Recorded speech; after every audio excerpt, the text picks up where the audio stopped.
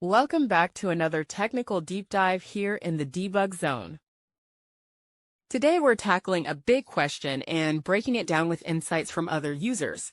Hopefully this clears up some misconceptions and helps you get the answer you need. So buckle up, stay a little curious, and let's jump right in.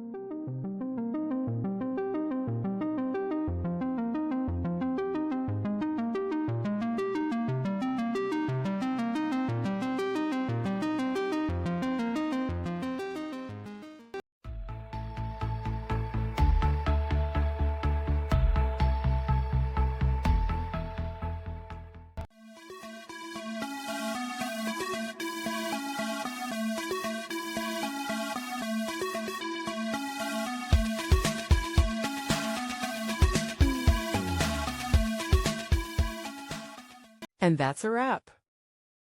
I hope you found the answer you were looking for. If you did, take a second to hit that subscribe button. It really helps out. And let me know in the comments which solution worked best for you. See you next time in the Debug Zone.